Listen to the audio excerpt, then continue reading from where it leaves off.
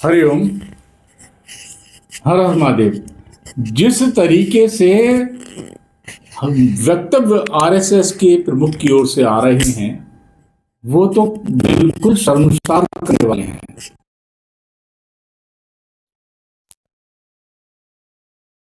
धारा से अपनी विचारधारा को बदल दिया। आपने इस तरीके से तो समाज में किसी को भी रंग बदलते हुए नहीं देखा होगा जिस तरीके से राष्ट्रीय स्वयंसेवक संघ और बीजेपी ने अपनी विचारधारा को बदला है। आरएसएस ने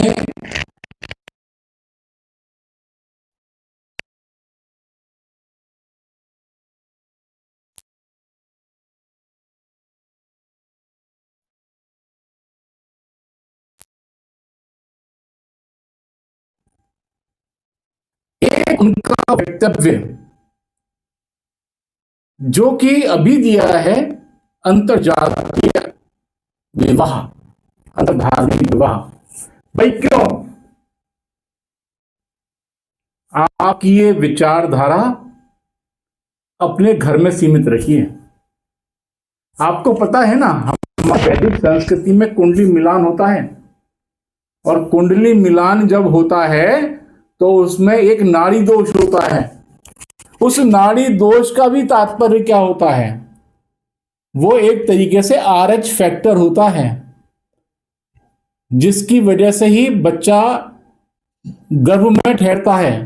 अगर एक जैसी नाड़ी होती है जो, तो उसमें अपंगता, मानसिक अपंगता, शारीरिक अपंगता या गर्भ का ना ठहरना, इस तरीके की बातें होती हैं।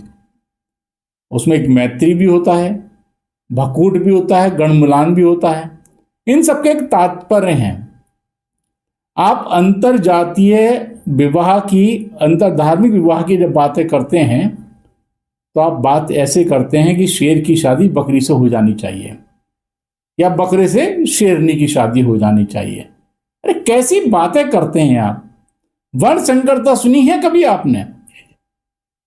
आपको किसने अधिकार दिया इस विषय पर बोलने का? संतोष वर्मा ने जब ब्राह्मणों के बारे में, उनकी बिटियों के बारे में अभद्र टिप्पणी की थी, आपको वहां पर बोलना चाहिए था। और ये गलती तो सगुणों से हुई है कि उन्होंने कोई प्रतिरोध नहीं किया, बोला भी नहीं। ऐसे उनकी हिम्मत बढ़ती चली गई। एक अभी ब्राह्मण और वैश्या की तुलना करके चुका है टुच्चा सा नेता, उसको भी कोई सबक नहीं सिखाया। अरे कहाँ अपने इतनी सेनाएं लेके घूम रहे हो? ब्राह्मण सेना, क्षत्रिय सेना, ये सेना, वो सेना, क्यों नहीं जवाब देते इन लोगों को? और मोहन भागवत जी की बात मेरे समझ में आ रही है। इनको जो राजसी ठाट बाट सरकार ने दिए ना, वो क्यों दिए? वैसे तो आप एनजीओ है ना, एक मामूली से गैर सरकारी संस्थान, आप इतने इंपॉर्टेंट व्यक्ति तो है नहीं। अब क्योंकि पोषित करते हैं आप विचारधारा को एक पार्टी की, इसलिए आपको आदत पड़ गई है जब से आप निक्कर से पैंट में आए हैं, सुविधाओं की, वीआईपी ट्रीटमेंट की, और आपको डर है सरकार के जाते ही कहीं ये खो ना जाए। वैसे तो आपको इन सब चीजों से बच के रहना चाहिए। आप इस तरीके के वक्तव्य क्यों देते हैं जिसमें आपको सुरक्षा की जरूरत पड़े?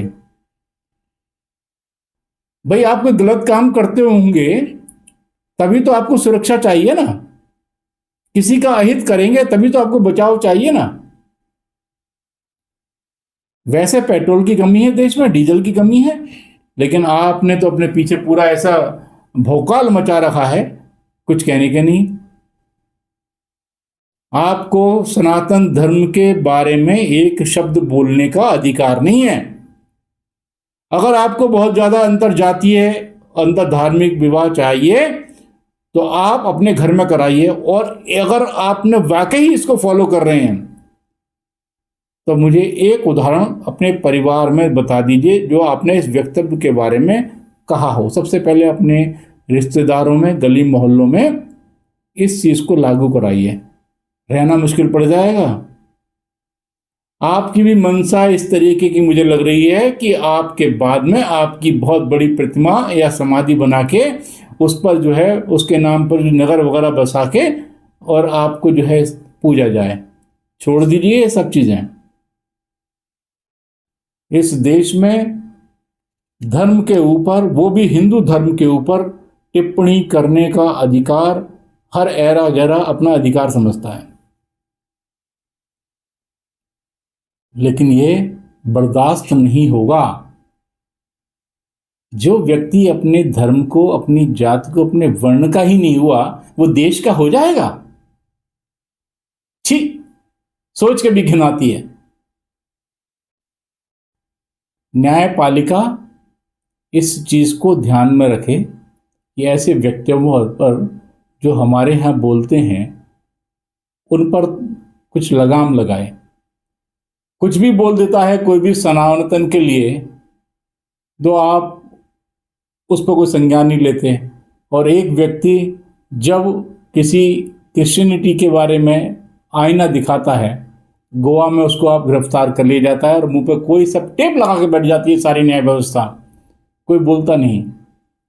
बड़ी शर्म की बात है, बहुत शर्म की बात है। और हमारे यहाँ भी ऐसे पता नहीं क्यों हम इस तरीके के तेजहीन और यशहीन, शौर्यहीन होते जा रहे हैं कि हम इसमें कोई प्रतिक्रिया तक नहीं देते।